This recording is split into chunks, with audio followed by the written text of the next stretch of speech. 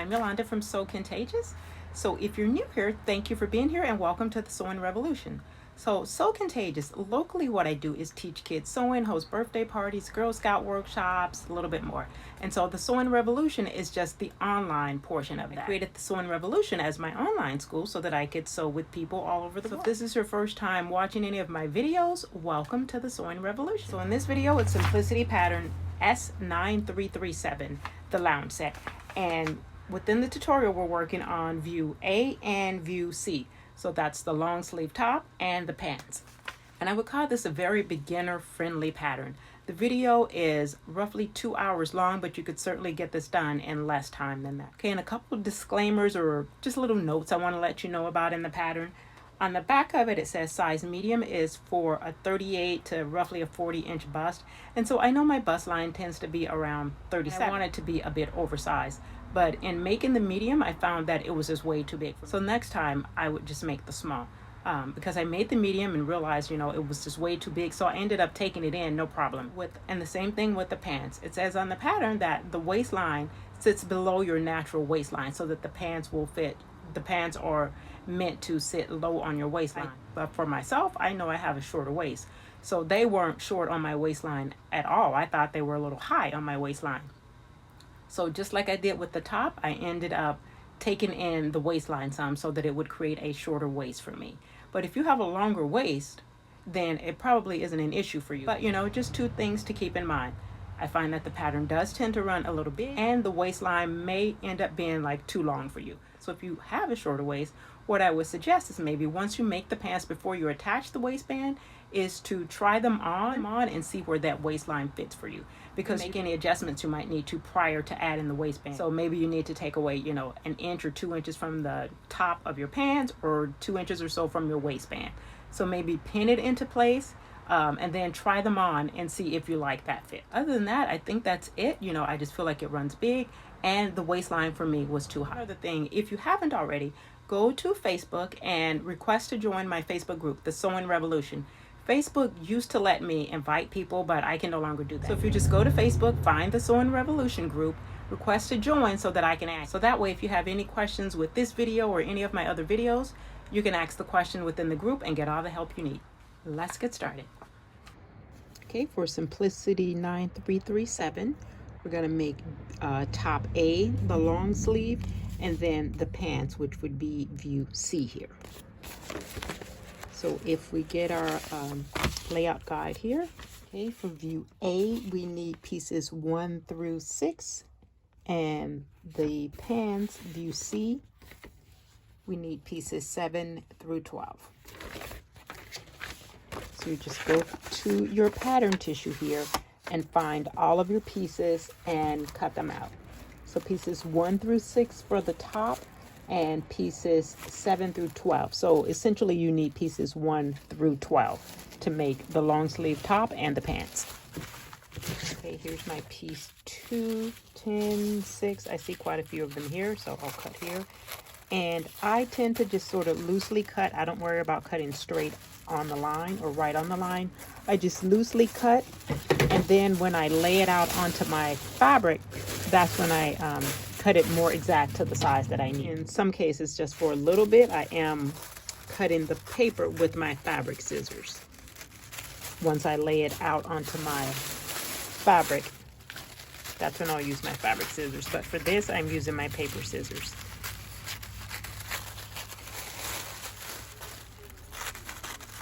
And just be careful when you're cutting this out, your pattern tissue, you cut out whatever size you need. I think I'm going to go for a size medium. This goes up to size extra large. So just make sure when you cut it out that you cut the size that you need. So this is extra small, small, medium.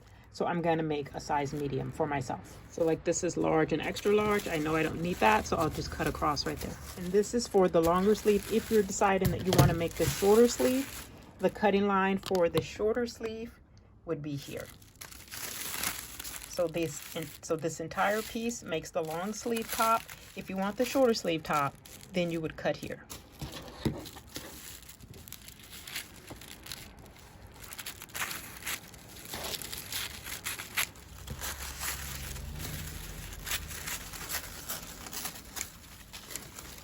Okay, so you just want to go through and cut out all of your pieces. So looking at your layout guide, you can see that your top A and pan C are laid out differently. So for the pans, they have the fabric folded. This darker shaded area means that's the right side. So the fabric is folded to the right side. Your folded edge is at the bottom here, and then you have your two selvages at the top, which is the way I have mine. So I have my two selvages together. My fabric is folded so that the right side is on the inside. The two selvages are meeting here at the top, and then I have the folded edge of my fabric here. Okay, so that's for the pants. So I'm gonna go ahead and lay out the pants first, and then we'll come back and work on the top. All right, I'm gonna lay it out, the pants out exactly the way they have it on the pattern. So I'm starting on this end with my piece 12. And just be mindful, your fabric is folded into itself. So you should have right sides together. You should have the folded edge here at the bottom. And then at the top, you should have your two selvages. Piece 10 will go here.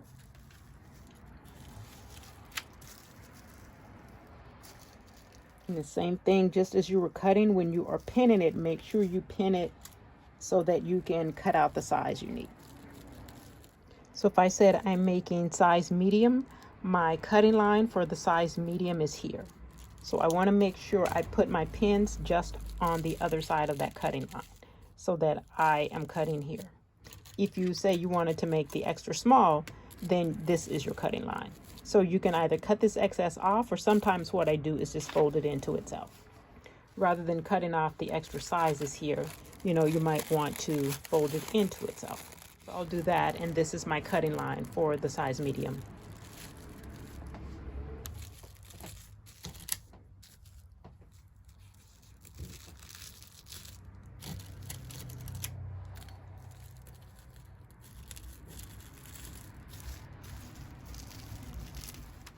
That's piece 10. Piece 7 here is up towards the top. So let me move this over.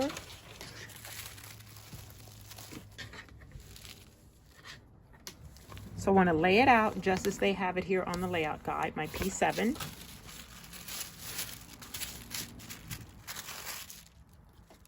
And just be mindful of the size you need.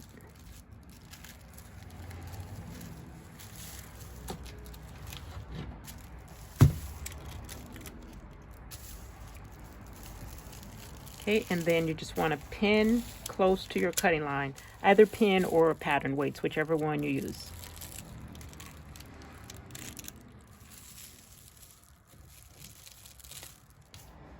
And one thing to keep in mind when you're cutting out both your top and your pants, for me, because I have long limbs, my arms are long and my legs are long. So I know for any pants that I'm making, and usually for any tops that I'm making, I tend to add an extra 2 inches to the sleeve and an extra 2 inches to the pant length. So it just depends upon you. If you know that you are, you know, have extra long legs, or you're extra tall, or you're super, super short, you would make any adjustments before you cut it out. And what you could do is, what I always do, like for me, it's only 2 inches, so I'm going to add 2 inches to the length here. What you could do here, where you have these two lines here, you would just cut right up the middle, add your extra 2 inches, and then tape it all back together. Or if you need to make them shorter, say you need to take away 2 inches, you just want to fold up. You would fold it here and fold that up and tape it into place so that you are taking away 2 inches. So either fold it up to take away length, or you can cut it here and add in an extra 2 inches, 3 inches, whatever you need. But like I said, I'm just going to add it at the bottom. Only 2 inches, so it won't shift anything off too much or make any difference if I just add it at the bottom here. Pieces 10 and 7 are pinned, so I'm going to move it back over so that in this space I can start with piece 8.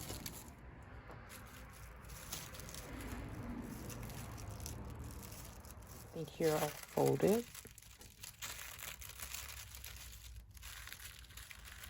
So either way, fold it to the cutting line that you need, or just cut it off.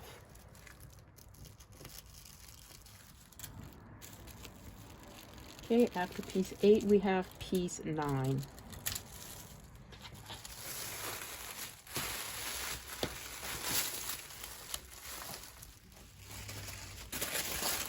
This is our piece 9 here. And you're just gonna lay it. Piece 7 is here. We have piece 8 here. And we're just laying out piece 9 just below piece 8.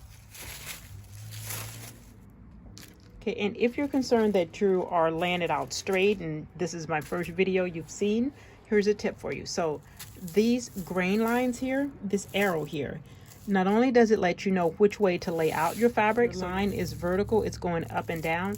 That means you're laying your fabric out with the grain line, meaning it needs to be laid out the same way the selvage runs.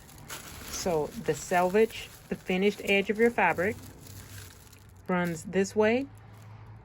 So that's your grain line. So when you're laying your pattern out, you want to lay it out with the grain.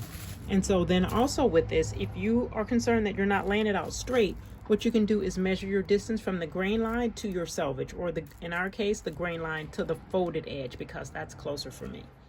So from where my grain line is to my folded edge of my fabric, that's 6.5 inches. So then I would put a pin there to keep that in place for me. And let me roll this to get to the bottom here. Or say the center of your grain line here. That's, move it a tiny bit. That's 6.5 inches there. And put a pin here. That holds it in place for you.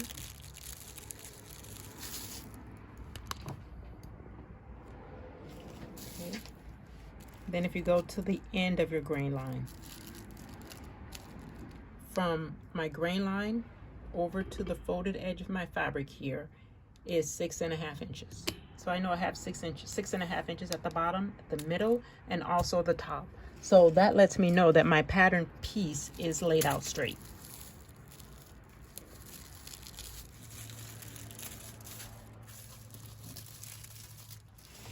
And our last piece to cut, or to lay out and cut, will be piece 12.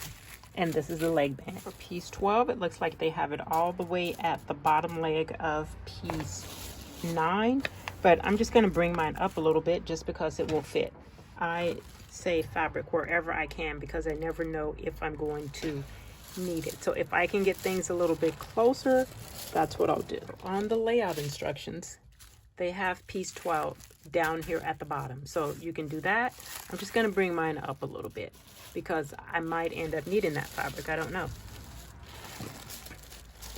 And like I said, I try not to waste fabric. So if I can make it fit somewhere else, then I tend to do that. Okay, so I'm putting my piece 12 at the lower leg of my piece 7. And I just want to be mindful that for my piece 7, I'm adding an extra 2 inches. So I'm not going to butt it all the way up against it. I'm going to move it over a little bit so that I still have 2 inches left there to lengthen my pant leg.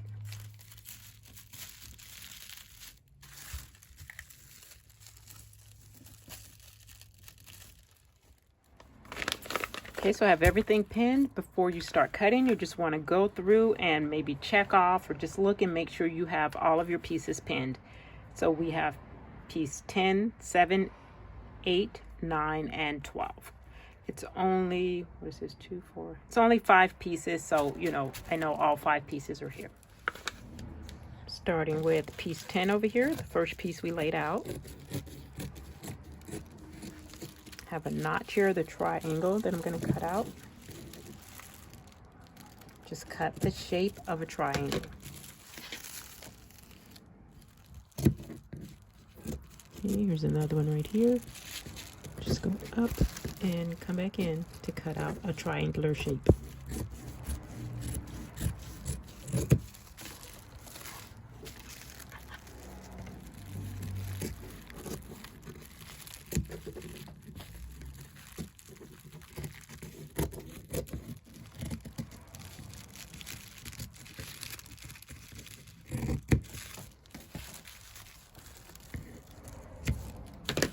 Okay, we'll set this aside a second. Don't take your pins out. We have some markings we need to transfer here for the buttonholes.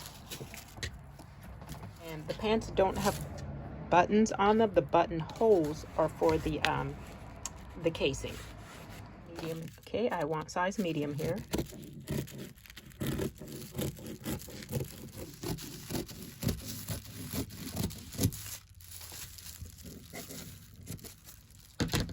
So you just want to go through and cut out your additional pieces, just making sure that you make note of any notches that you may have. You want to cut those out. And this is a triple notch, so what I'm going to do is just cut it a little wider. Okay, this is our back seam. So that looks like that.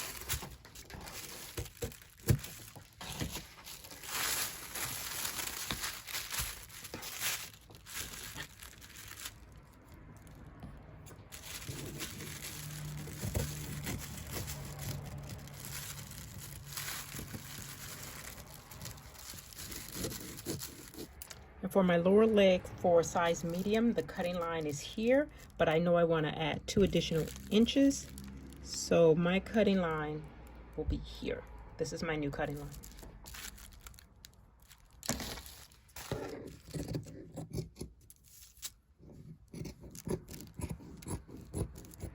Okay, all of the pieces of the pants are cut out. We're going to start with the top. And what I'm going to do first is start with pieces 1 and 2, because those 2 pieces are cut on the folded edge of the fabric. Right now we have our fabric folded into itself. So we have the selvage here, and then we have our selvage here. Okay. So when we laid out the pants, it was like this. So now what we want to do is bring those 2 selvages to the center of your fabric. And that creates 2 folded edges for you. And I still have 2 layers of fabric. So my fabric is laid out, it's folded into itself. So you have 2 selvages here in the middle, you have a fold at the top, and then you have a fold at the lower edge. This lower edge is where we're going to put piece 1. We'll put piece 1 on the fold here, and piece 2 will go on the fold at the top there. This is the folded edge of my fabric. I'm just going to bring piece 1 all the way over to the folded edge. And anytime you see this symbol, this line that turns and has the arrow here, that means you're going to lay it out on the folded edge of your fabric. So you lay this out on the folded edge of the fabric, and you don't cut this. This line goes right up to the fold.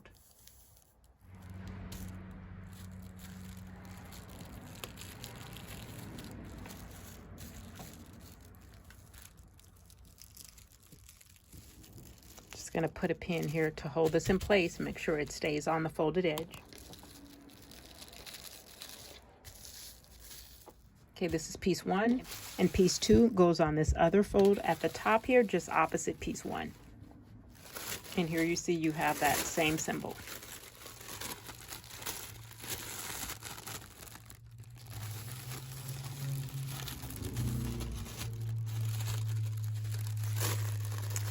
And I think it even says, yes it does, say center fold.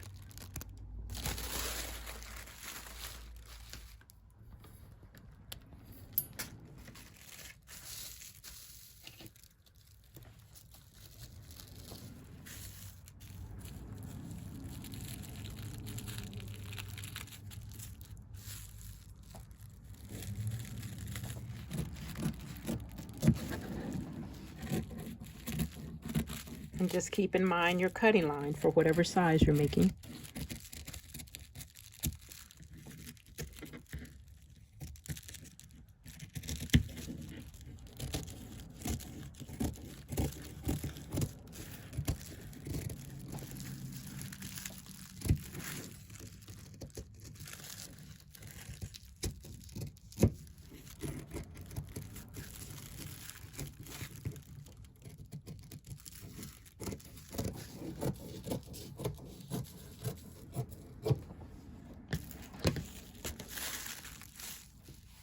We cut out pieces 1 and 2.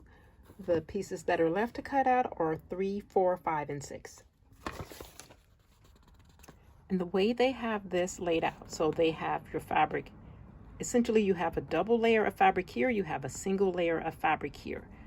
I just loosely place my pattern tissues onto my fabric, so I know that I can just cut all of this out with just my fabric folded in half and with my 2 selvages up here.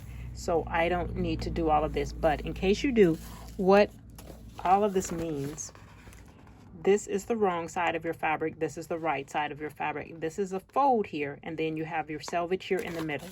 So the way they have it laid out, you open up your fabric. So if I were doing this exactly as the pattern layout says to do, your fabric is folded here, so your sleeve would go here. So it's folded, the folded edge of my fabric is here, and then I have it folded halfway. So I have a selvage here in the center, and then with this double layer is where I would put my sleeve. So my piece 4 would go here. So let's just put a pin here to hold it a little bit. My piece 4 would go there. Let me move this over. And then with this excess here, you have your selvage here, you have a selvage here, and this is the right side of your fabric here. What they've done, if you're following the layout, they've cut out pieces 5 and pieces 6 twice. So they're cutting on a single layer of fabric. So you cut out one piece 5, and then you take that pattern tissue and flip it over and cut out your other piece. Because this solid space here, this solid pattern piece, this is the right side of the pattern piece. Anytime you see this sort of dotted, shaded pattern tissue, that's the wrong side of the pattern tissue. So it's opposite for fabric. This is the wrong side of the fabric, but this is the right side of the pattern tissue. This is the right side of your fabric. This is the wrong side of your pattern tissue. This is the right side of your pattern tissue. So you want to make sure you have your fabric here on the right side. And for our piece 6, they did it the same way. So our first, is that 6 or 9? That's piece 6. So our piece 6 here, they have one piece turned over to the wrong side, and then they have another piece right side up. Okay, so this is our piece 6. So they have it turned over to the wrong side, and then you would cut that out, and then you flip it over to the right side and you cut out your other piece. So piece 6 and piece 5 are done the same way. Then piece 3, the neckband, you only need one of those, and that's laid out with the pattern tissue right side up. So you would have your piece 6, or your pieces of piece 6, your pattern tissue turned to the wrong side. Then you would turn your pattern tissue to the right side. Your piece 3 would go next to it. See, your piece 2 will extend over to where your fabric for your sleeve is.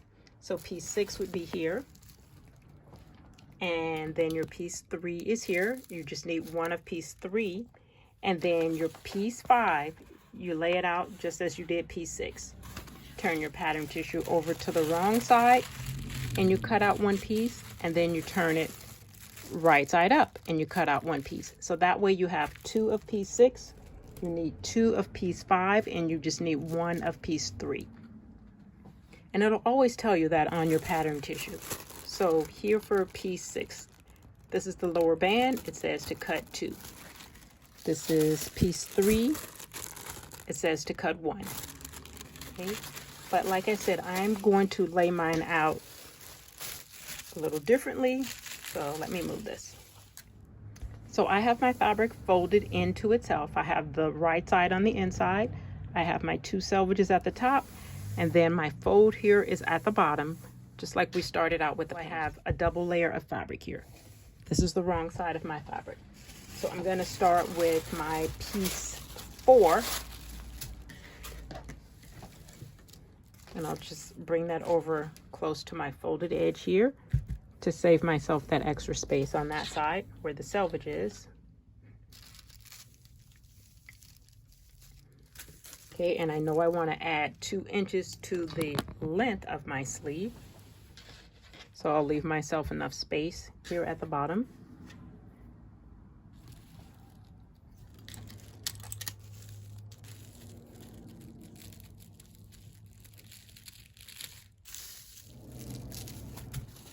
My piece 5, my sleeve band, I'm going to put at the top here where my selvage is.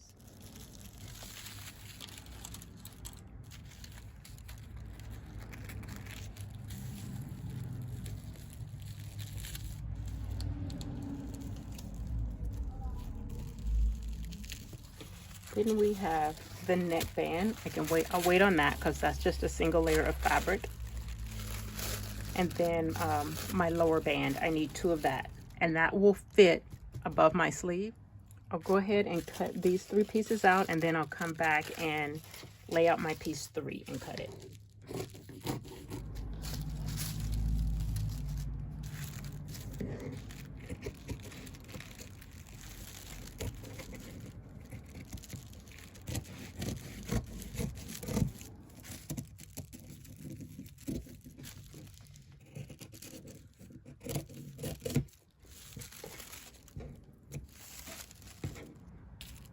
Okay, and I know I want to add 2 inches at the lower edge.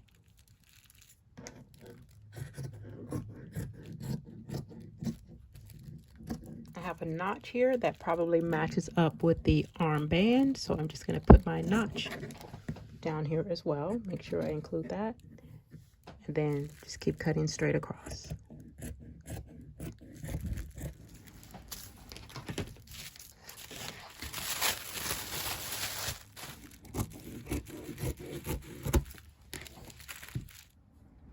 Okay, for piece 3, I just have a little bit of fabric left, but it's enough for piece 3. Just gonna open it up, open my fabric up to the right side, and I just need 1 of piece 3. That I lay my piece 3 out with the grain line. So I'm making sure that I lay my piece 3 out with the grain line. The selvage goes this way, my grain line goes this way. I don't want to turn it this way, especially because this is a stretch garment. And I just have a single layer of fabric because we only need 1 of piece 3. Okay, and that's all the pieces. So what we'll do now is go through and mark all of our placement lines, circles, any markings that are on the pattern tissue, we'll mark onto our fabric. So I am going to use probably a combination, a marking pen, and if I need to, I'll use my tracing wheel and tracing paper. So to start out, what I want to do is I'm making size medium. So for whatever size you're going to make, I want to make note of these little circles here, because this probably matches up to, if this is the neckband, this might be the shoulder seam or something that they're wanting us to mark it up with. So the way I'm doing it, I'm putting the pen in there to hold it in place for me. And then I'm going to go on the other side and just make myself a little mark. And the marking pen that I'm using is a fabric marker. So it will just wipe right off with a washcloth. This one might be the one that's the disappearing ink. The writing is gone. It's faded, so I can't tell. But either way, it's a fabric marker. My center front is here. And like I said, I could do this with a tracing paper. I'm just gonna do it with my marker for now. So I put a pin there so that I know that's my center front. And I'll do myself a little line here. Okay, so for this, I know this is the front of my top. Match that up. This will just help us get the neckband placed correctly and evenly on our top. Okay, size medium. Size medium. Just put a pin there to hold it.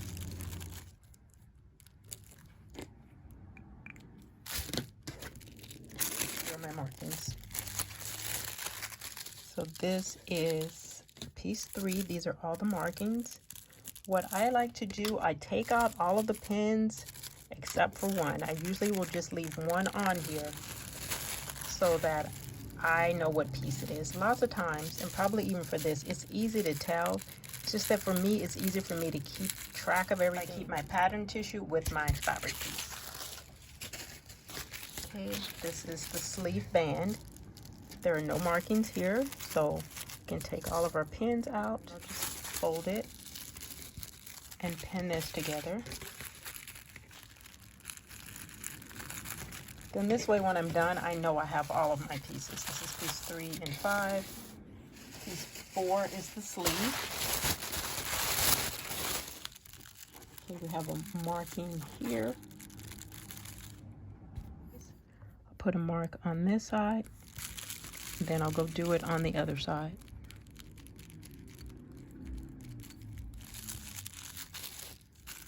This one is the top of our sleeve. This will get matched up with our shoulder seam.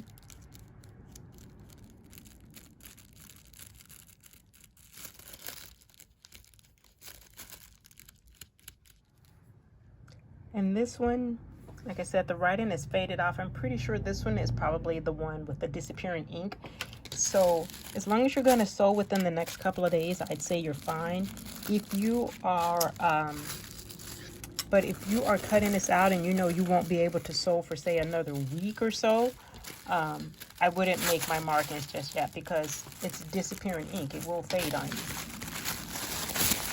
And this is the lower edge of our top. I'm just going to put a marking here so that I know this is my center front. You can always tell by just folding it in half, but I'll go ahead and mark it.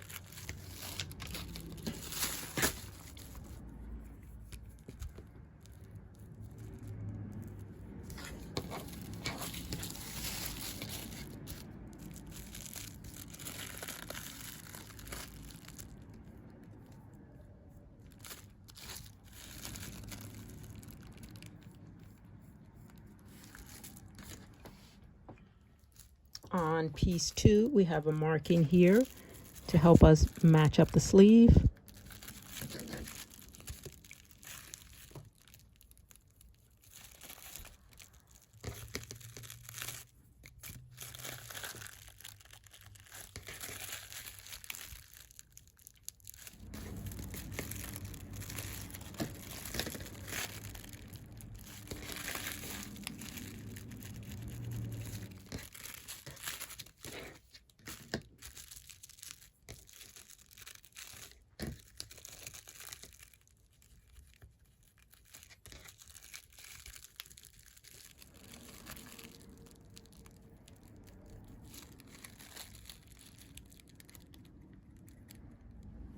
And on your piece 10 here, we need to mark placements for buttonholes that we're going to create. So all I'm going to do, and it doesn't need to be on both sides, it's just going to be on one side. So I am just essentially putting pins there to hold that in place for me, and then I'll be able to fold it back a bit and see where my lines are. But if you need to, use your tracing paper. Okay, so I know my buttonhole ends there. And then this line here is the fold line for your waistband. For piece 7, I will use my tracing paper because I want to mark out these lines for my pocket placement. So I'm opening up my tracing paper and both layers of my fabric go in here. The edge of my pocket I know should come over to here.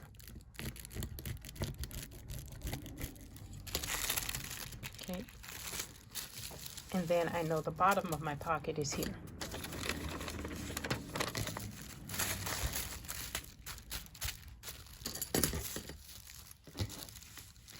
Okay, this is my lower edge. And my medium line is here, so I'll mark the bottom of it here, the lower edge on the side, and then this is just the lower edge of the pocket. Okay, so that gives me a guide as to where my pocket should go.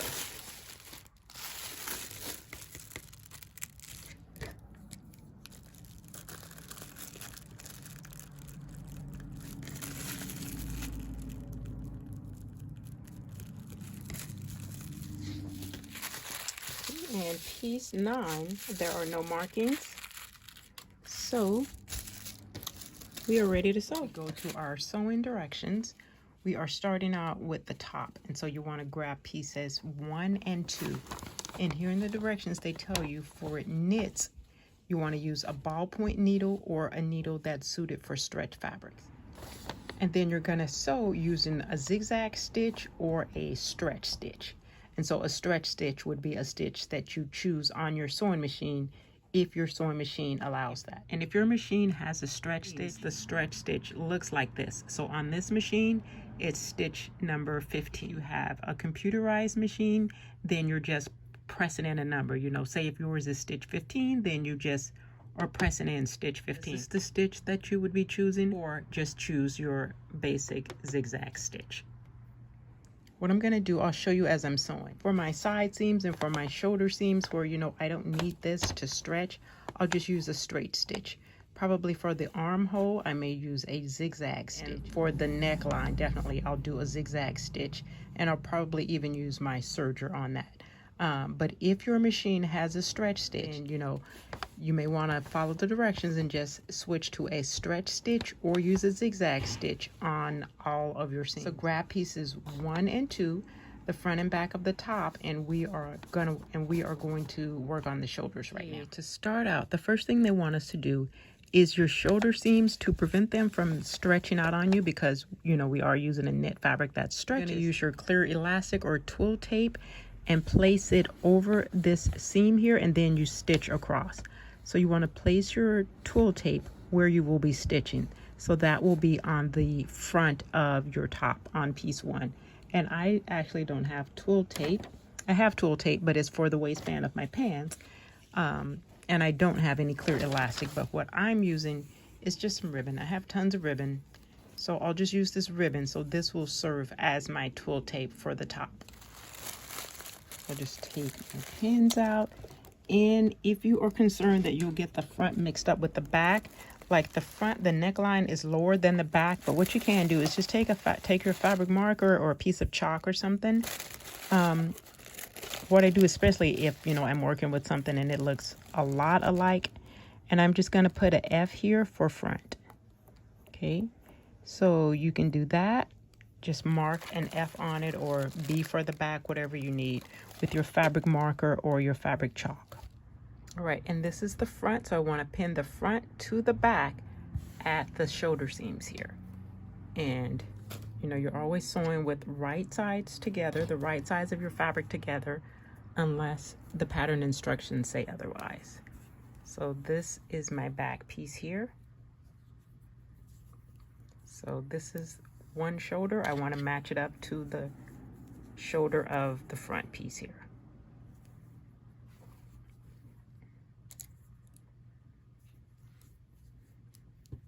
So pin it at the beginning and at the end, just match up, you know, those notches that we cut out. That helps you to match everything up. Knit fabric sometimes has a tendency to roll on you when you're trying to work with it. Mine seem to be okay, but if I find that I have a problem with it, what you can do is, if you press it first, you know, where you're going to sew, if you press it with spray starch, that will stiffen it out for you a little bit and stop it from rolling on you. So I'm just going to put pins here to show you. And what we want to do with the twill tape or your clear elastic, whichever one you have, right where my pins are, you know, I'm going to remove them in a second. That is where I'm going to be stitching. So your twill tape or ribbon, whatever you're using, it's to prevent this shoulder from stretching out too much on you. So by stitching clear elastic or a piece of twill tape over the seam, this will hold its shape and prevent it from stretching out on you. So right in the center here is where I will be sewing.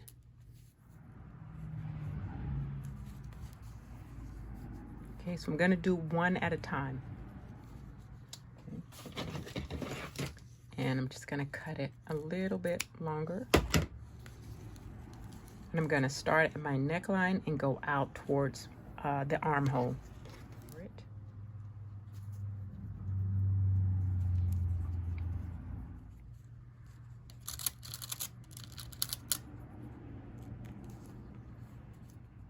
So with your shoulder seams pinned with your twill tape over the seam, it should look like this. And then you're just going to stitch in the center of your twill tape. Start at your neckline and go out towards the armhole on each side.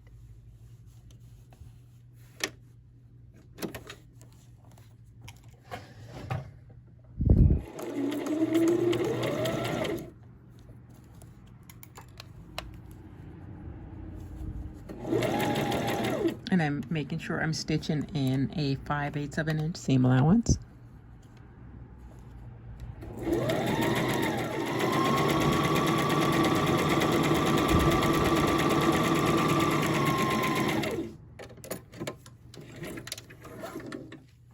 Okay, and this side, normally you want your extra fabric to your left, but I want to make sure I'm stitching from the neckline out. So for now, my extra fabric is going to be over here to my right, just so I can stitch in the same direction.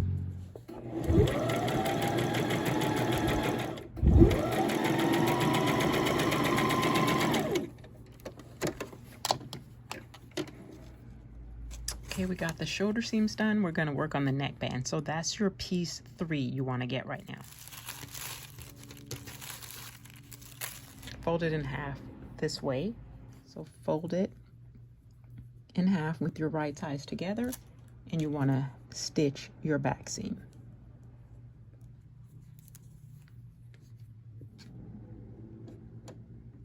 And I'll do this in a zigzag stitch, just to do a couple different stitches with this garment to show you.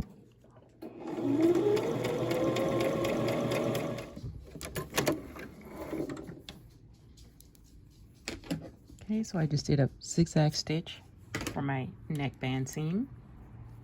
For the seam here, you can either trim it or go to your ironing board and press your seam open and press it flat. So either press it open, or what I'm going to do is just trim it.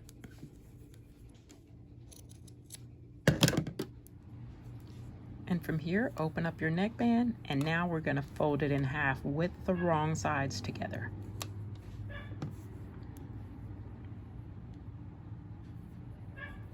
And you can match up your notches here.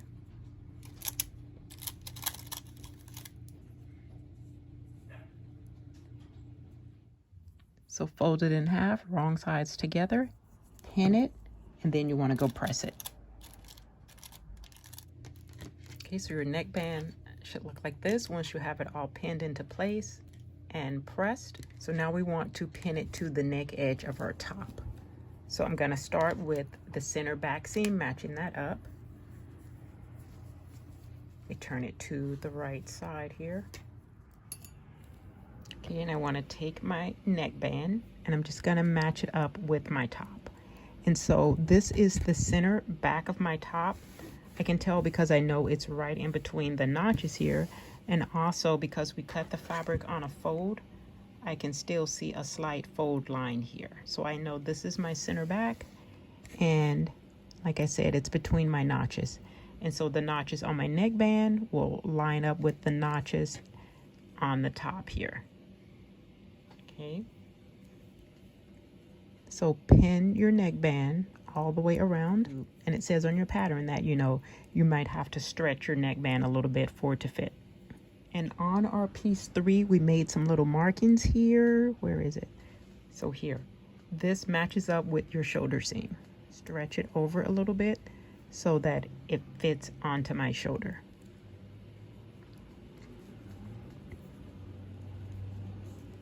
Okay, and let me find my marking on my other side here.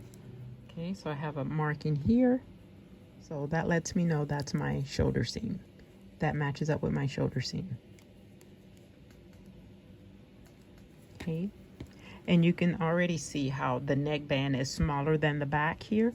So when you're sewing, you're just gonna stretch it some to make it fit. And to sew your neckband on, because that is an area that we definitely need to stretch so that it fits over your head, you can sew it with a zigzag stitch, or you can sew it with your stretch stitch here. So I'm going to show you the stretch stitch, and then I will probably actually end up using my serger for this. So if I go all the way over here to S, and then I choose, if I switch it to this double S here, then that means I'm on stitch 15. So stitch 15 is the stretch stitch here. I'm going to get started in the center back here.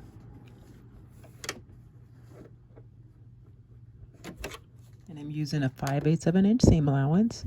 meaning the edge of my fabric here, the cut edge is on that 5/8 of an inch line. Okay, I'm just gonna pull it a little bit so that it actually stretches out evenly.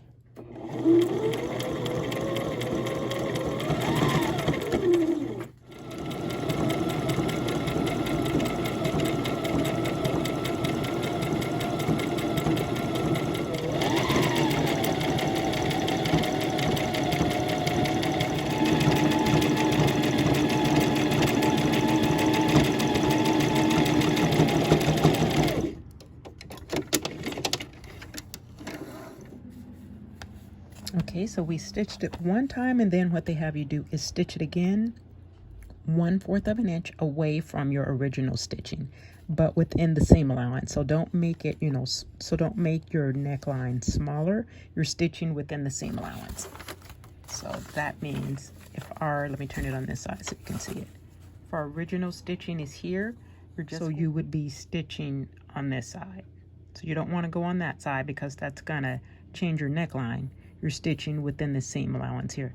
So stitch closer to here.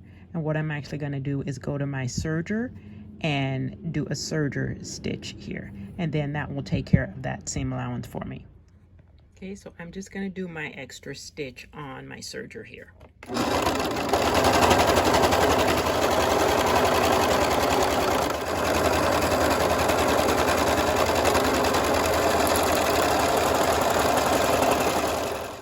You want to press your seam down towards the top. Step 5, on the outside of our top here, we're going to do a straight stitch, or you do your zigzag stitch close to your neck seam. So that looks like this on the outside of your top. Okay, so I still have it set on straight stitch, and I just want to stitch close to the seam here.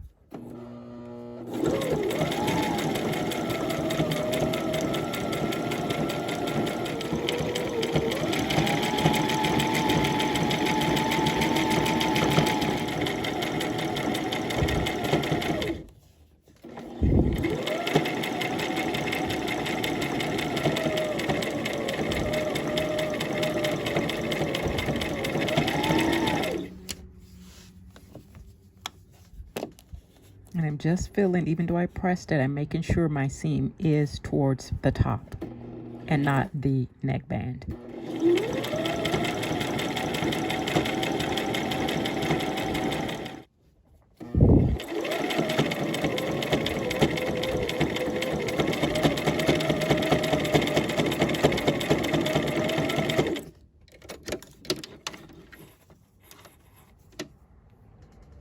Okay, once you're done, your neck edge should look something like this.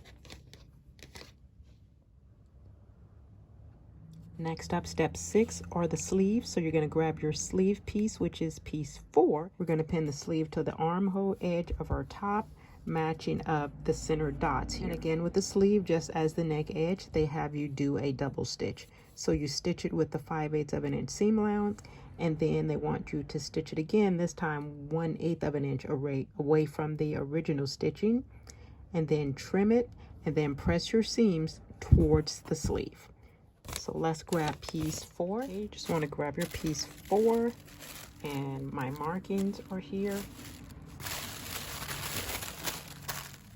Okay, so take your top, and I would open it up this way. Okay, so start like this, and you want to take your sleeves, this notch here, this double notch, I know this is the back, so you want to find look on your sleeve and see how this is a single notch. So I'm going to turn it. This piece here, this piece of piece 4 is the piece I need for this side, so that I am matching up my double notches. So this notch here gets matched up here, so I know I have the correct piece. Okay, we have a couple of markings here. There are 3 markings, 1, 2, 3. This marking in the center is for my center seam, or my shoulder seam.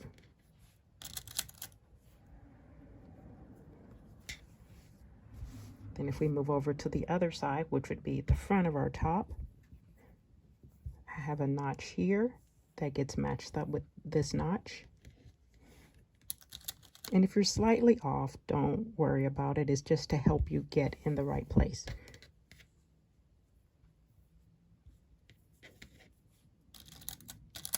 But you know, it shouldn't be too far off. And even with the sleeve, we'll probably have to stretch it a little bit. I have a marking here on my sleeve. And then we have our marking here that we did on the top. So just match those up. So you can see here that the notches and all the pattern markings just help you match things up when you're sewing.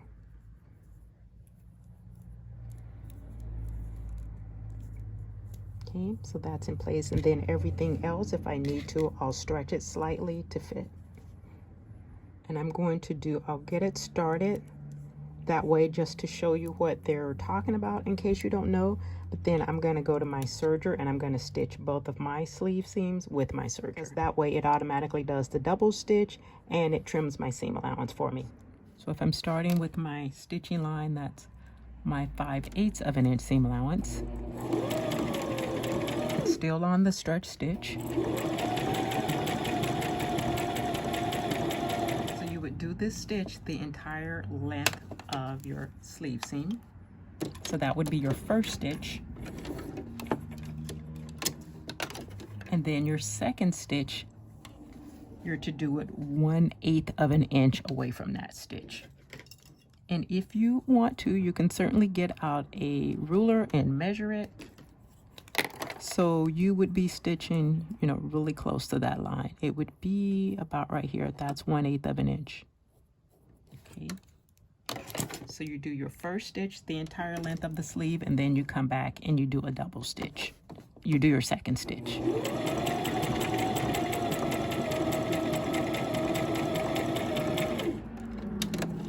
So you would have 2 stitching lines there. So you'd have your 2 stitching lines there, and then you would trim your seam. What does it say? Trim your seam below the notches close to the stitching and press the seam towards the sleeve. So if you are just trimming it below the notches, your notches are here. So you're not trimming this, you would just trim below the notches here. So just from here to here.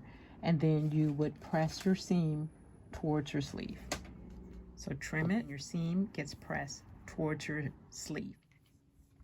But what I'm going to do is just go to my serger and stitch both of my sleeve seams.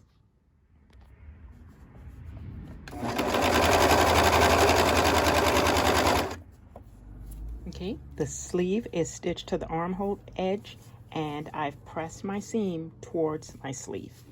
So next is step 7, where we're stitching the sleeve seam and the side seam of our top all in one. So you want to pin it together with your right sides together, and we are just stitching that seam. You want to match up your seams here and match up your notches.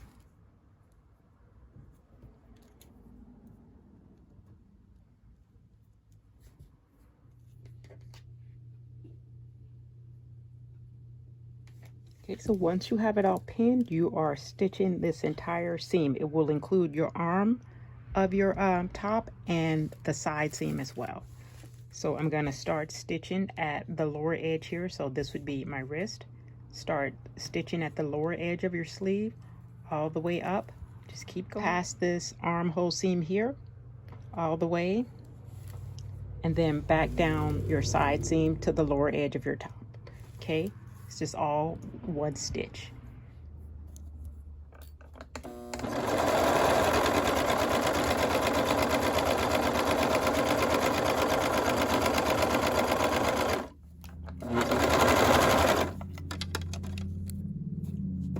Okay, I want my seam towards my sleeve.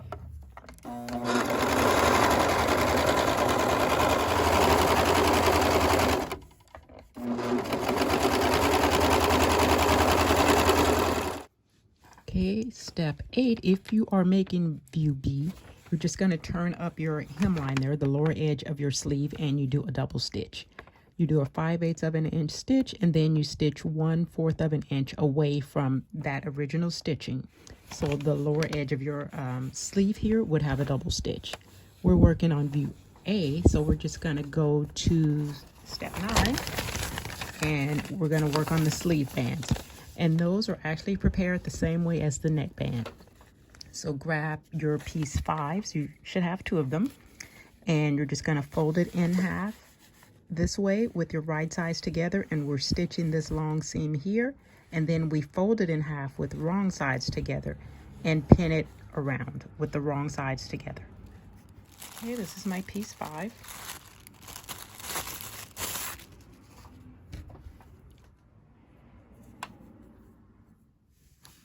Okay, right sides are together, and you're just going to stitch this seam here straight down and a 5/8 of an inch seam allowance on both of your armbands.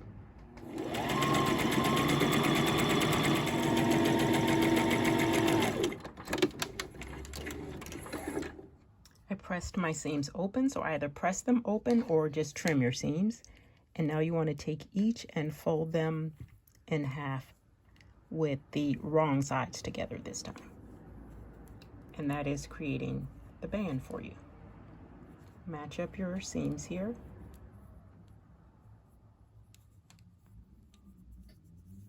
And pin it into place, and then you're to press the lower edge here to press it into place. Okay, my sleeve bands are ready, and if you haven't already, go ahead and turn your top to the right side.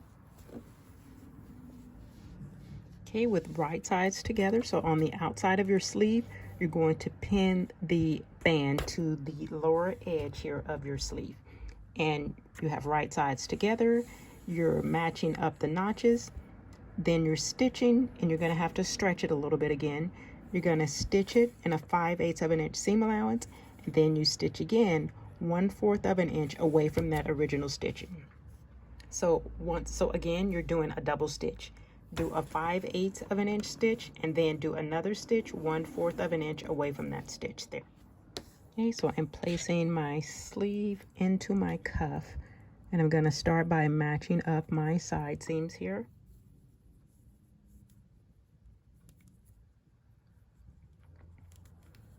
And I'll find the notch on the lower edge of my sleeve and find the notch on my armband and match those up. Then everything else, I will stretch it to make it fit. And actually, there isn't like that much stretch I have to do.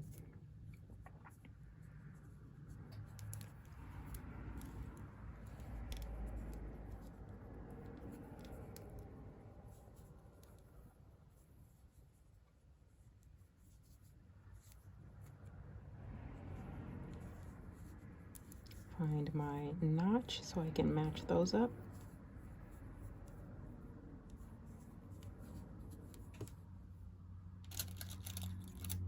Then everything else, I just stretch it to fit. You stitch all the way around twice. I've switched back to stretch stitch, and I'm gonna remove this compartment here to see if my sleeve will fit in there, because then that will help me to make sure, you know, you don't accidentally sew all of these pieces together if you can slide this arm into your sleeve. And it'll stretch out some, but that's okay. So as long as it's not stretching too much for you. And I'll show you how to do it according to the directions with one sleeve, and then my other sleeve, I'll do it with my serger.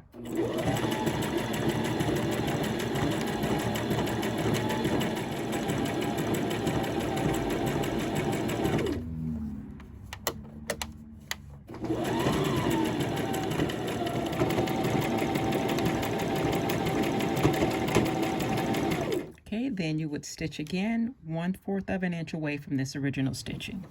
So I'm estimating, I'm just going to lift my presser foot and move it over a little bit.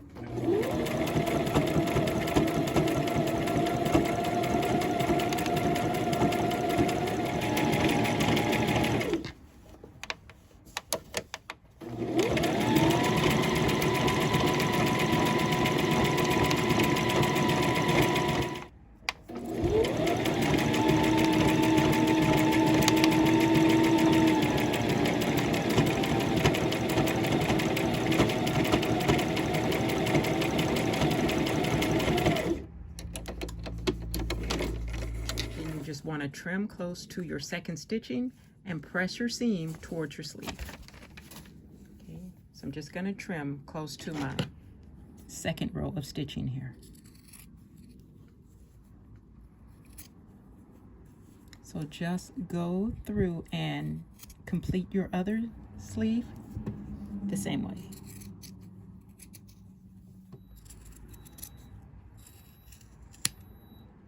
Okay, we're almost done. You want to grab piece 6, which is the lower band of your top, and you are going to stitch the side seams together and a 5/8 of an inch seam allowance.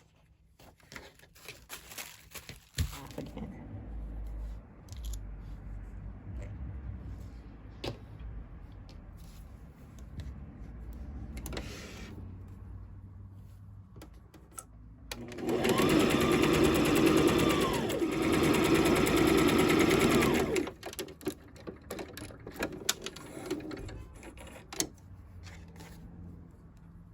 My other side.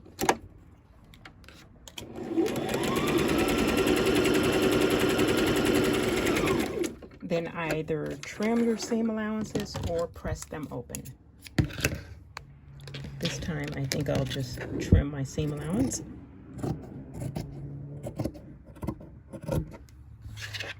Fold it up, just open it up and then fold it, matching your side seams.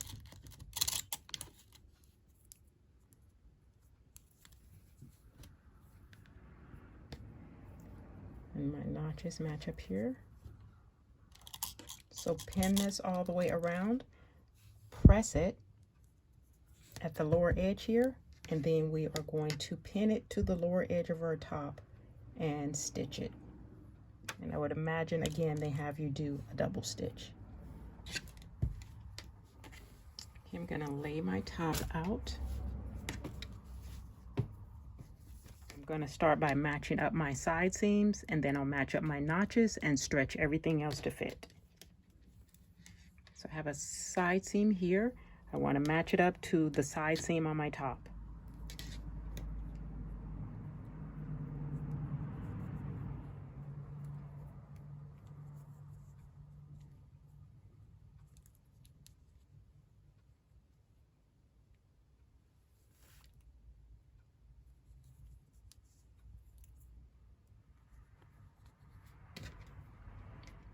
Here's my other side seam, match it up with the side seam of my band.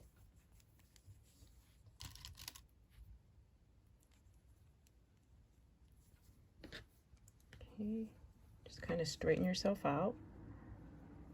Here's a notch at the lower edge of my top. That's going to get matched up. My notches are a little off. Let's move that. Okay, so that gets matched up with the notches on the lower edge of my band.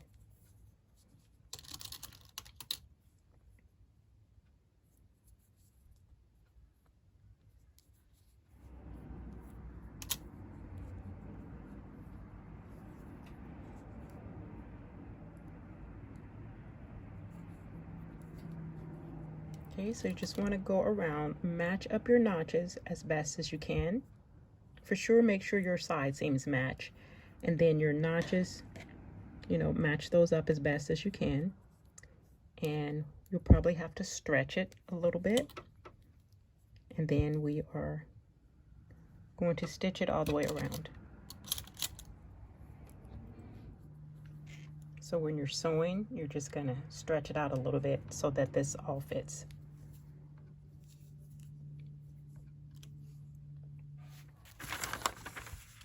So that's step 14. Step 15. Oh, it's on another page. So grab your other page, armband. Step 15, you're going to sew your lower band the same way you did your armband. We have it all pinned into place. You're going to stitch it, and it tells you you're going to have to stretch it a little bit to fit. So you stitch all the way around in your 5/8 of an inch seam allowance, and then stitch again 1/4 of an inch away from that original stitching. So stitch it just like you did your armband.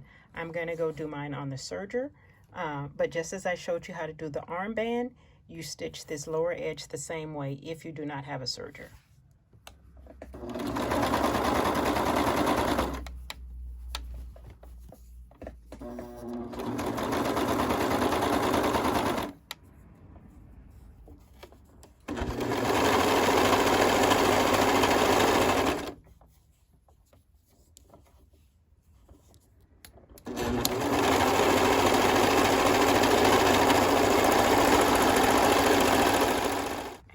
are done with the top. All right, we finished our top, so we're gonna start with our pants, or if you're making the shorts. So we are doing the pants here, which would be view C. So the first thing you wanna do is grab your pocket piece 8, and you should have 2 of those. And you are gonna press under 5/8 of an inch on the curved edge of the pocket. So your pockets look like this. And so this is your curved edge here. So on each pocket, they want you to take the curved edge, just like it is here on the picture. And because this is a knit fabric, it might be a little difficult to keep it pressed flat. So if you find that you're having a problem with it, you can take a little spray starch, if you have that, and spray it, and that will help keep it into place for you. And you know, I'm obviously just estimating 5/8 of an inch, but you can certainly by all means take out a sewing gauge, take out your ruler, and measure it. Okay, so you want to turn in the curved edge on each pocket section, and then just press it into place. Once you have it pressed, you want to stitch 3/8 of an inch from the pressed edge. So your stitching line would be about right here. This is 3/8 of an inch. But you can find a guide on your sewing machine. Find your 3/8 of an inch line on your sewing machine, and you're stitching about right here. So we're just doing a narrow hem here. And I will actually use the end of my presser foot as a guide. That is about, yeah, that's probably right about 3/8 of an inch. And like I always say, it doesn't have to be exact. You just want a narrow stitching line here.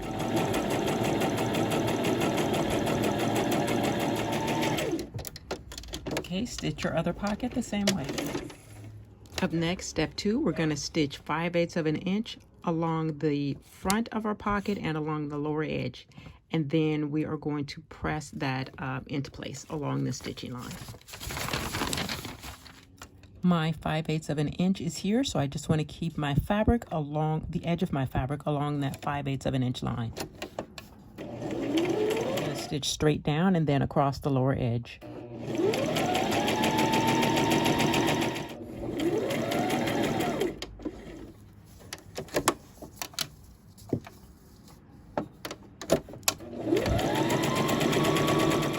Okay, your second pocket, you're going to complete it the same way. From here, you want to press up your lower edge and press over your side edge.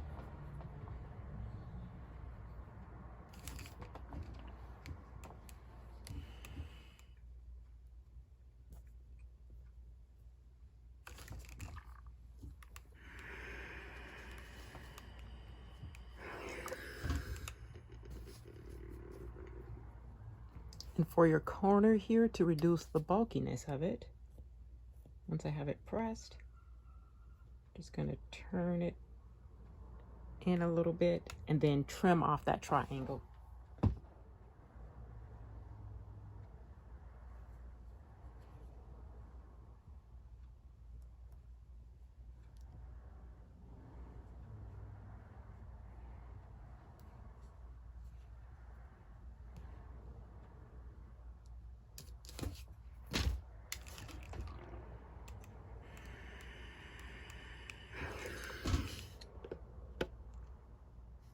My other one, pressed it. I'm going to trim my triangle some.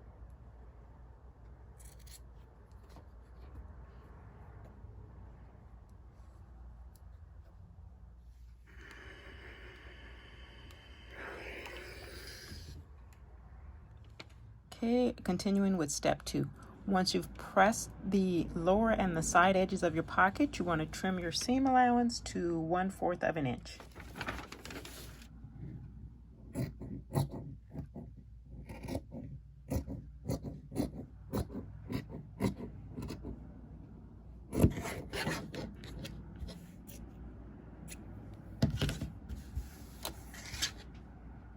Okay, do your other one the same way.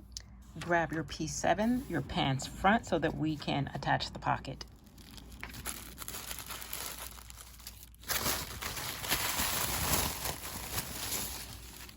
So you know we need to pin our pocket on the outside of our pants, but the markings that we made are on the inside of the fabric. So what I tend to do is just take myself some pins, and I'll put notations here on the wrong side.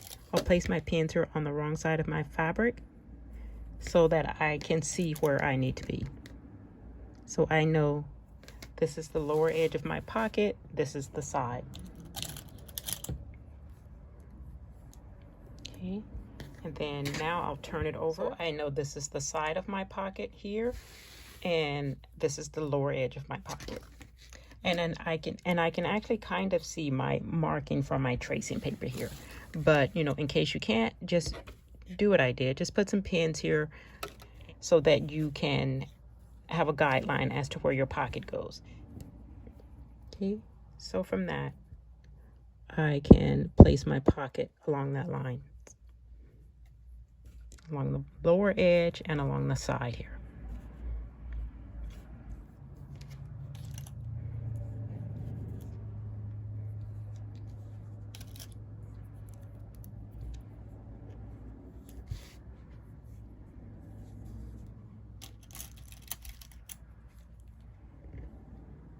So we're going to end up stitching along the side of our pocket, along the lower edge here, and then we'll do a basting stitch along the side and the top as well. Forgot this part. So we're going to baste across the top.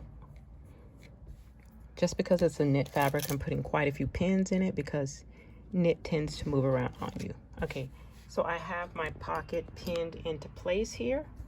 So I'm just going to flip it over and remove my pins, and then I'm going to do my other side the same way.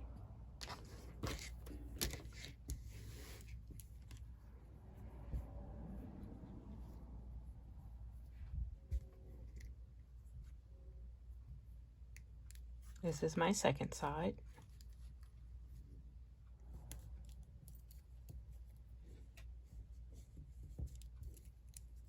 It's from the back, and then we'll start sewing.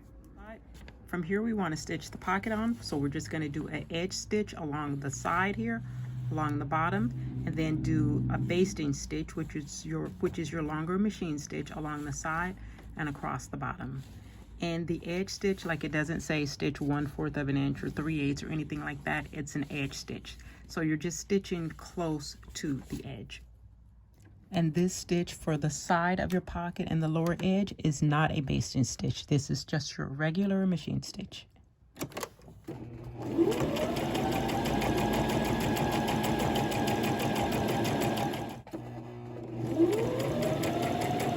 So just stitch all the way down the side and across the lower edge of your pocket.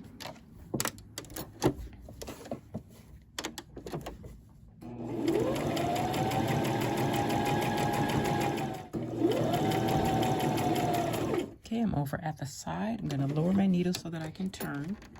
And then I'll just switch my machine stitch length to a longer stitch.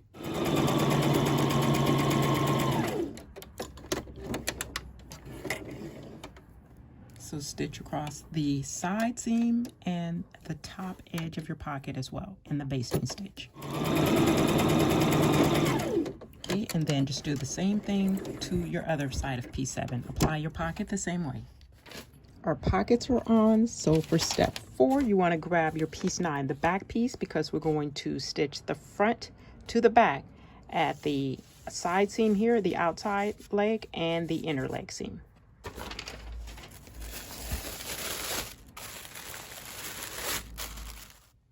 You're going to lay these out with the right sides together. So I'm going to take one. This is my piece 9. That's the back piece. At this point, it's easy to tell because the front piece has a pocket on it. So this is my back piece here.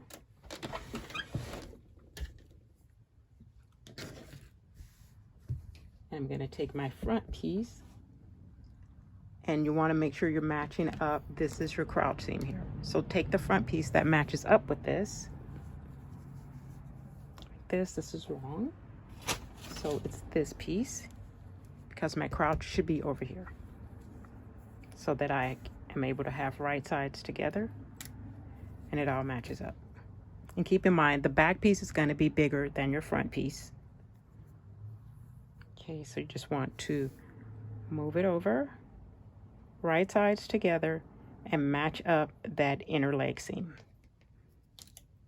or the inner leg cutting lines, so that we can create a seam.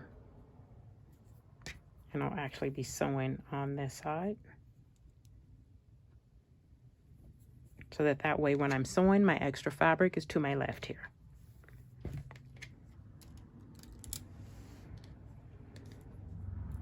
And then I'm going to flip it back over so that I can pin. This is my, it's called your out seam, so it's your outer leg seam.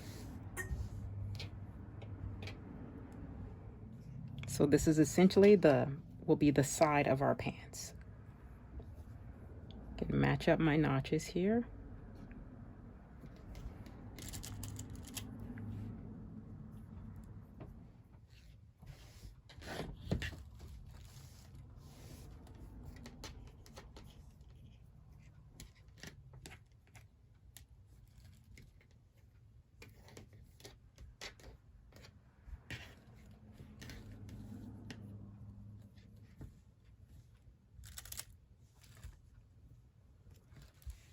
So you want both legs pinned the same way. We have right sides together.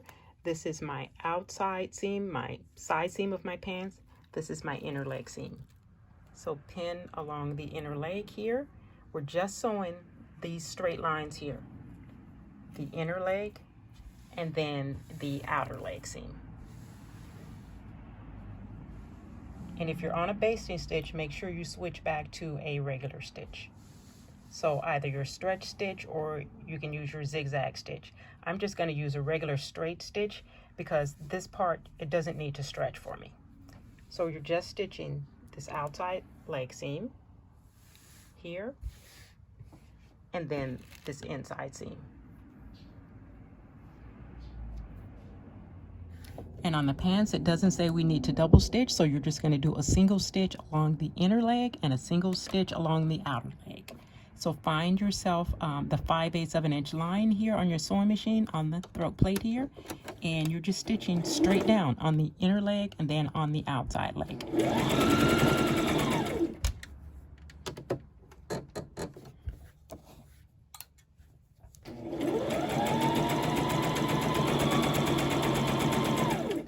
Just do a straight stitch all the way down. So I'm actually going to go to my serger and do both my pant legs.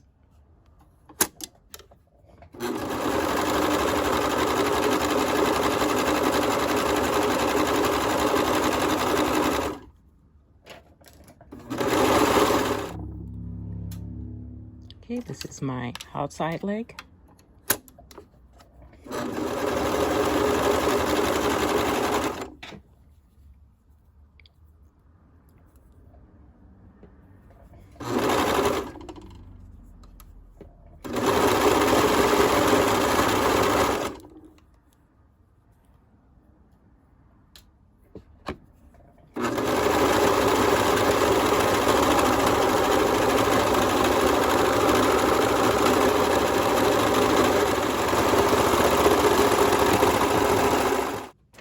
Now that both pant legs are sewn, what we're going to do from here is turn one of the pant legs to the right side and place it inside the other leg.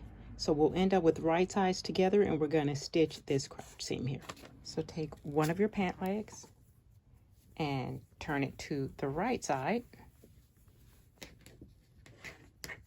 Okay, so here's one pant leg. Leave your other one turned to the wrong side, and you place this one that's on the right side inside of that other one. This one I'm going to leave turned to the wrong side. This is my crouch area here, the curved edge. And I'll take my other one and place it inside. And match up your inner leg seams here. So it will look like you have one pant leg because you have it one inside of the other one.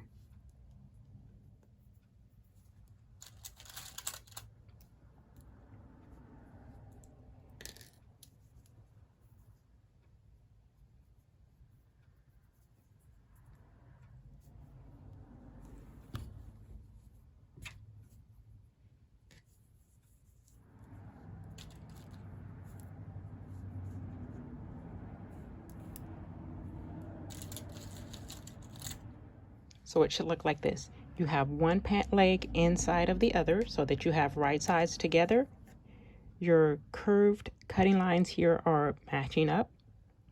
You have your notches that are matching up. And then this inner leg seam here.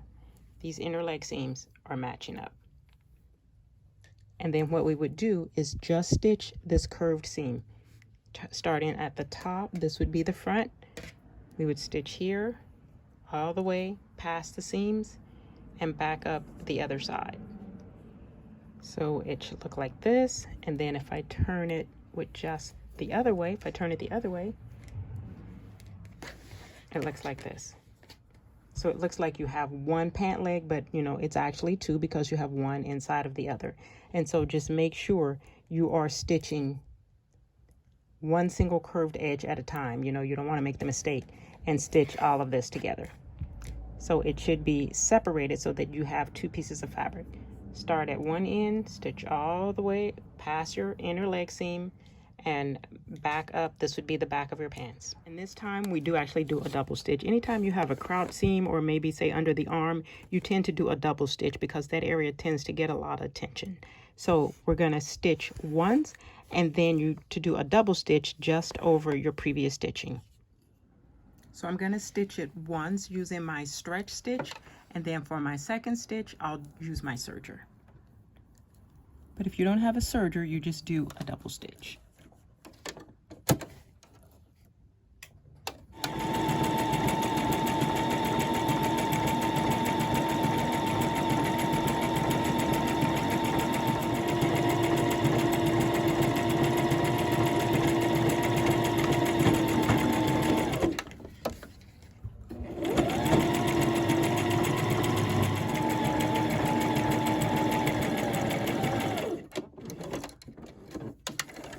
And the directions say to stitch right over your original stitching for your double stitch.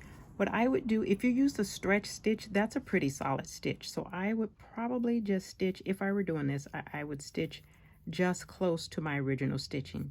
So that way you have a double stitching line. You want stitch right over it or just stitch close to it.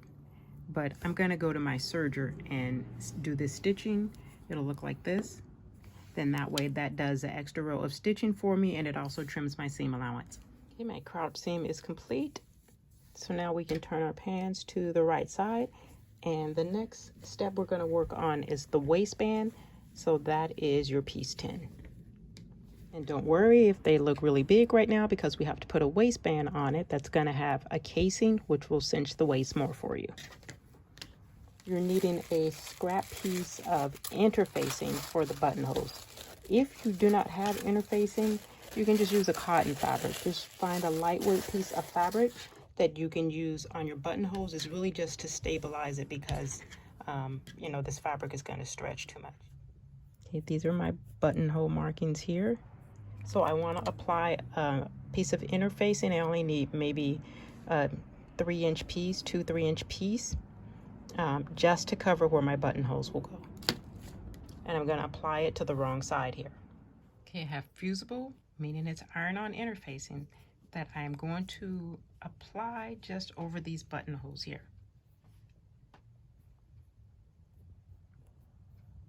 And I'll still be able to see my markings because my interfacing is light enough. Move it down slightly. Okay, that's good.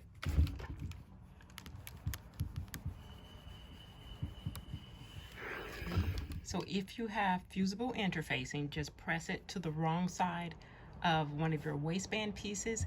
And if you don't have interfacing, just use a lightweight piece of cotton fabric to put it here, or even if your interfacing is sew-on versus fusible. So you would just place it here and maybe put some pins on the outside of it, on the outside edges of it to hold it in place for you. So you can either pin it into place or do a basting stitch to keep it into place for you long enough for you to sew your buttonholes. Step 8, we're to just make the buttonholes at the markings here.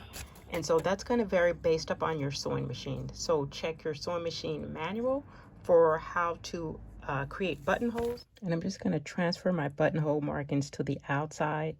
For whatever reason, I just prefer to do them on the outside. Okay, so I know this is where I'm gonna start. This is where they start.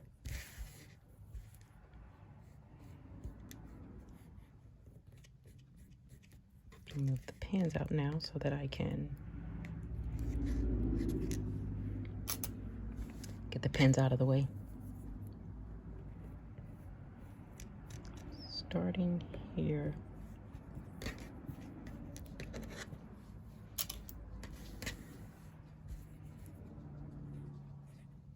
Okay, so I know I want my buttonholes about here. And it doesn't tell you how big to make this, but the twill tape they suggested is 1/2 inch wide. So you just want to at least make sure your buttonhole is 1/2 inch wide. So if my buttonhole starts here, my 1/2 inch is here. And the fabric is stretchy and it's essentially a string, so it will fit if your hole is, you know, a little bit smaller. But just to give you a guide. So I am going to create 1/2 inch long buttonholes here. I'm gonna start them here and I'm gonna end them here. And for the sewing machine that I'm using, it's a Brother sewing machine. And a lot of the machines will have this type of attachment. So if yours just has the automatic buttonhole where, you know, I'm just gonna press the number 1, I'm gonna attach my buttonhole foot and it's gonna create the buttonhole for me. And so my buttonhole foot looks like this. And then here I can place a button. If I said, you know, I want to create 1/2 inch buttonholes, I found a button I have that's 1/2 inch. That's 1/2 inch button. So I can place that in here and add this to my sewing machine to create 1/2 inch buttonholes. This just slides up so that I can put my button in it and then pull it back down to secure it. I want to remove my regular presser foot. Just press the release in the back here and add my buttonhole foot. My button goes towards the back here. So I can lift this, my lever here, to get my buttonhole foot on there. Okay. Okay, then there is a lever here that I want to pull down. It has a picture of a buttonhole on it. Pull it down and it says push. So I'm just gonna push it back. All right, on my machine, I need to choose stitch 1. So I've changed my stitch selector to 1. Is that on 1? Yeah. And then I've changed my stitch length here to just between the 1 and the F. All of this stays the same. I switched out to my buttonhole foot, right?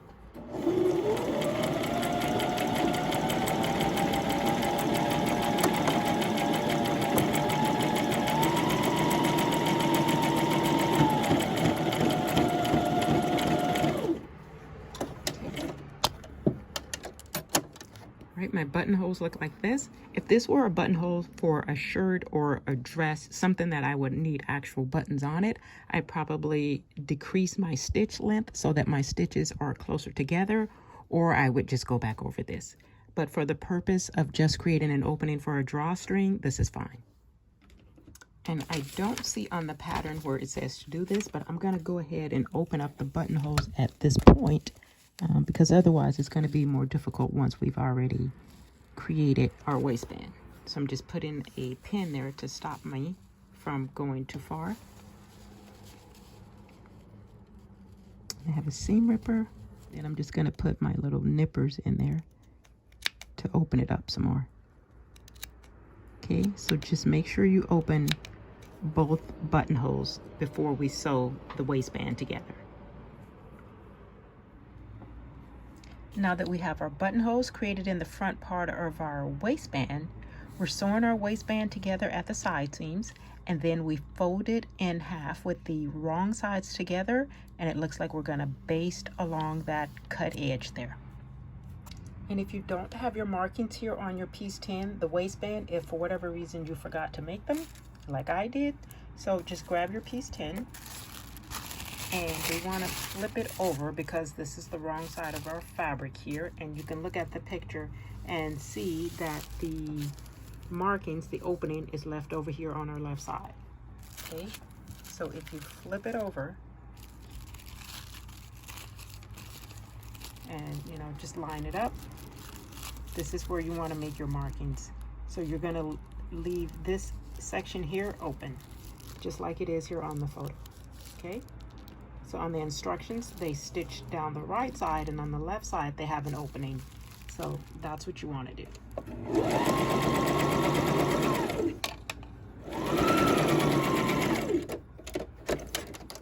Okay, on my left side, I've put pins where my markings are, and I'm going to stitch just to that first pin.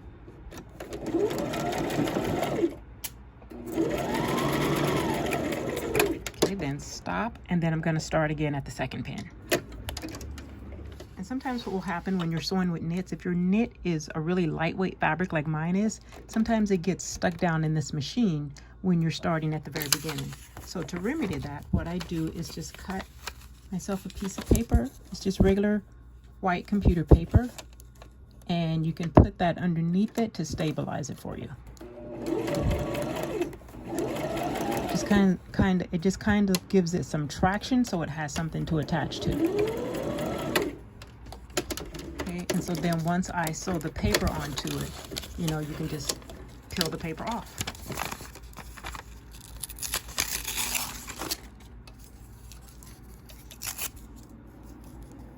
And there's my stitch. Okay, so I'm going to start again here. This time I'm okay because I have something that I can kind of grab to pull it through.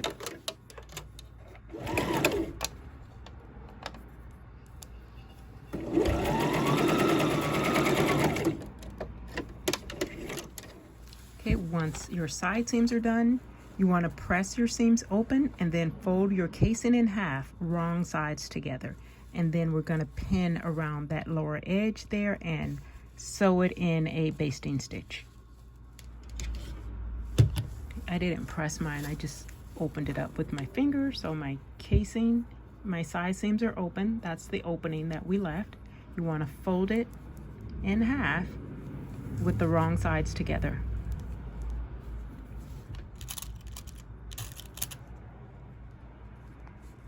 Okay, I'll go over to my other side and do the same thing. Just open up my seam here.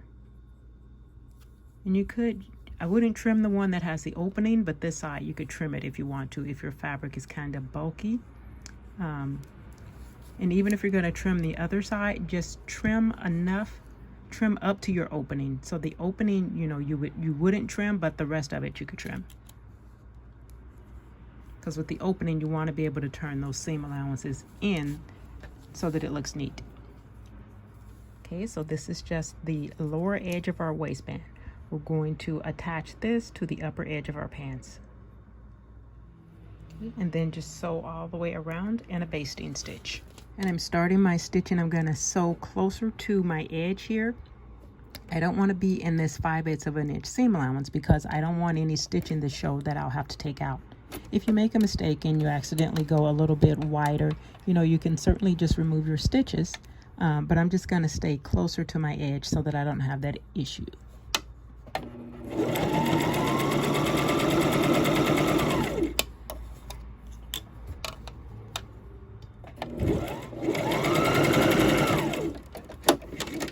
From here, you want to turn your pants to the right side.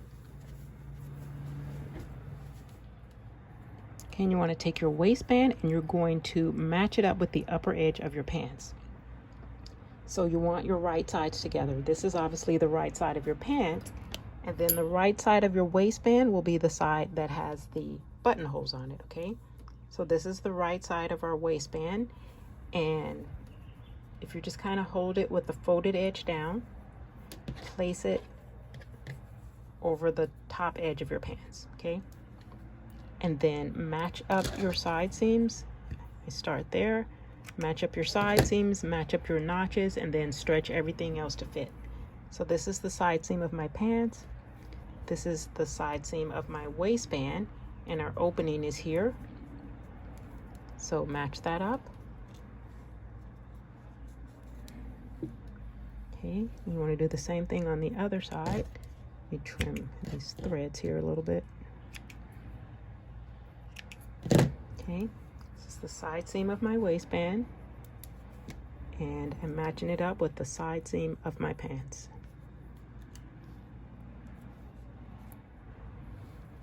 Okay, notches on my waistband, I want to match them up with the notches on my pants.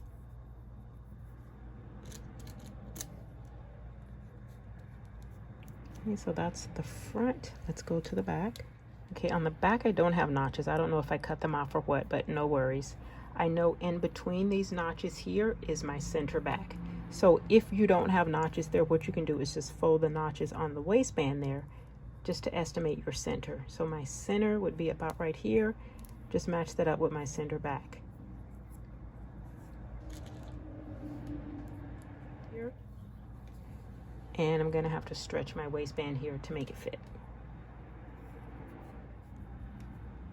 All right, with your waistband pinned all the way around, we're gonna do that same double stitch again.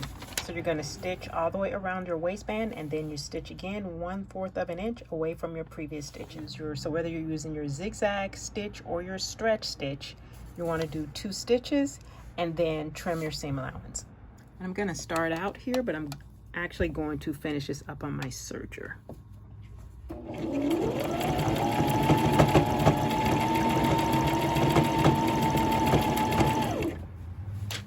Okay, and I can see at this point I need to stretch my waistband.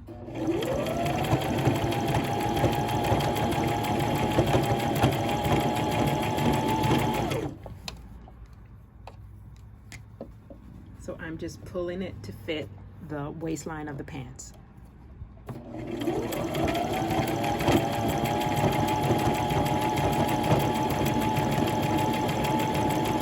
Continue stitching all the way around the top edge of your pants. You're going to end up with 2 stitches. One stitch, and then you do another row of stitching in the seam allowance, not making your waistband shorter. Have 2 stitches that are close together here. All right, I've stitched my waistband all the way around, just using my serger. Okay, in step 12, they want you to just press your seam towards the pants, pressing the casing out. So you would take your seam that we created and press it down towards your pants. Okay, step 13, we're going to insert the elastic into our waistband. And for that, you're to use the elastic guide 11 and cut the piece of elastic to fit your waist. But what I find easier and a better way to do it is because your waist might not necessarily fit the guide. So I put the elastic around my waist and add an inch, inch and a half just for extra. So put it around your waist and determine what that measurement is for you. Okay, so I have my elastic and I'm just gonna put it around my waist. And you wanna, pull it to a measurement that's comfortable for you. And I say, okay, I need about this much. And I'm leaving myself enough room to overlap it so that I can sew the 2 pieces together. So if I cut about right here, then I know I have enough room for overlap as well. Okay, so whether you use piece 11, the elastic guide, to cut your elastic, or you just measured it around your waist and just grab yourself a safety pin or whatever you're using to insert your elastic. Wow. Okay, so I have my elastic. Just take my safety pin and I'm just going to insert my elastic all the way around.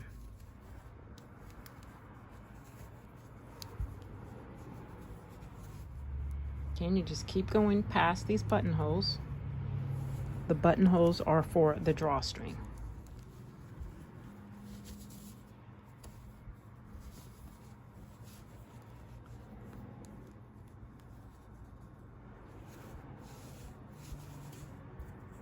Okay, I'm gonna lap my 2 ends over, pin them, just adjust my elastic, and also feel for it and make sure it's not twisted anywhere. And I see I'm fine, okay? All right, so now my 2 ends of elastic are lapped over each other, so I'm just gonna stitch it into place.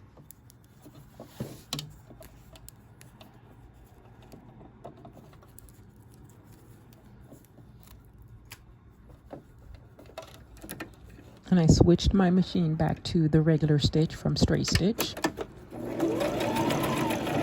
And you can do a box stitch here if you want to. Just turn the corners. I tend to just do a back and forth.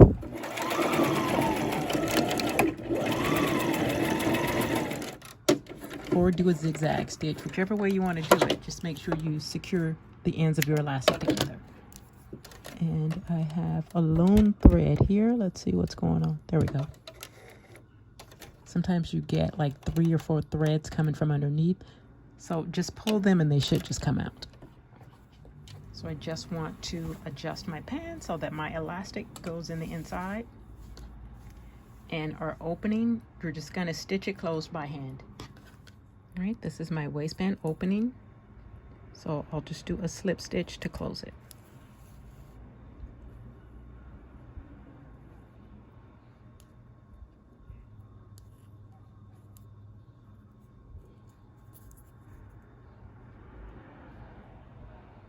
And this is in the inside of your pants, inside of the waistband. So don't worry if, your stitch doesn't look as good as you want it to look. No one will ever see it.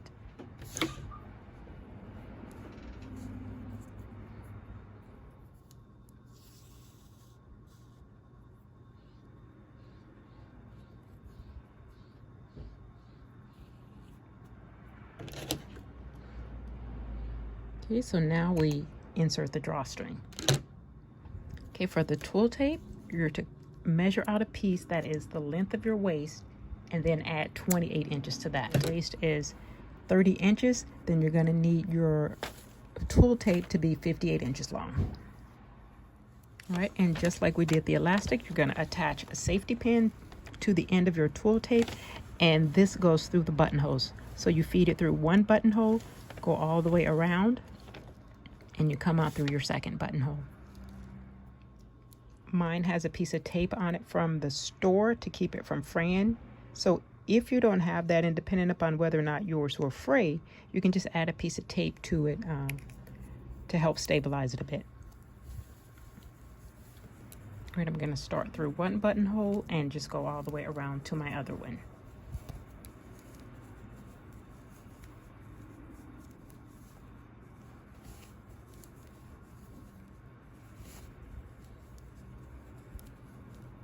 Okay, I'm at my second buttonhole here. You want to come out through that one. And then just pull it to adjust it and make sure you have, an even amount on each side. So with your twill tape, either tie a knot in it so it doesn't continue to fray, or you can just turn up the lower edge and stitch across it. So either one, stitch across the lower edge or tie a knot in it. I think I might actually just use fray check on mine. So this will stop it from continuing to fray on me.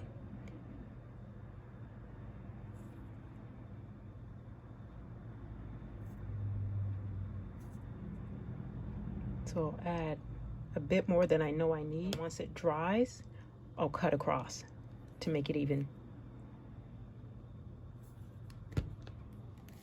Last step are the leg bands, and they are prepared the same way as the neck band, the arm bands we did, and also the waistband. Just want to fold them in half. That is step 17 here. So fold them in half. Cut this little scrap piece off. Cutting my notch a little bit, that's okay. So fold them in half, both leg bands, and you stitch along that straight seam there in a 5/8 of an inch seam allowance.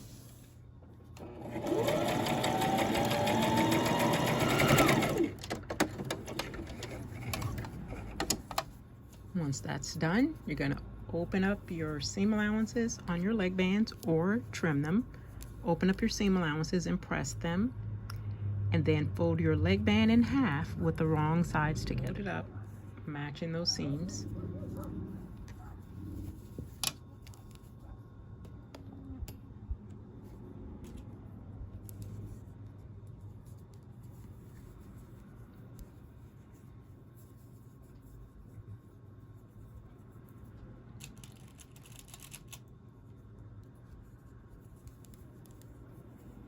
And I'll just put a few pins here because we're gonna pin it onto our lower leg of our pants in a second.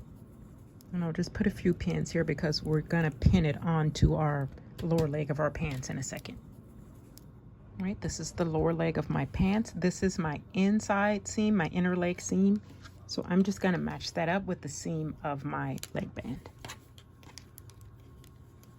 doesn't make that much of a difference if you decide you want your seam on the outside. I'm just going to put mine on the inside. Okay, so match up your seams there.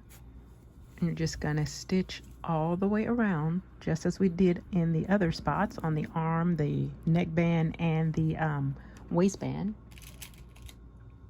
You're going to stitch all the way around once, stitch all the way around twice. So you're going to end up with 2 rows of stitching. Find it easier if you sew rather than sewing on the leg band part of it, sew on the pants part of it, because you need to be able to stretch the pants out.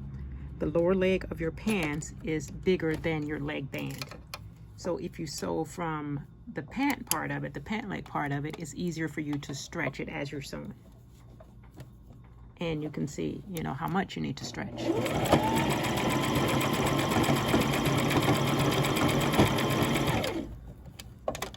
Okay, so if I take that extra fabric, I can see I have this extra fabric here, so I need to stretch my leg band. And it's just easier to do it if your leg band is underneath. Then that way you're stretching it to fit the bottom leg of the pants. So just do 2 rows of stitching all the way around.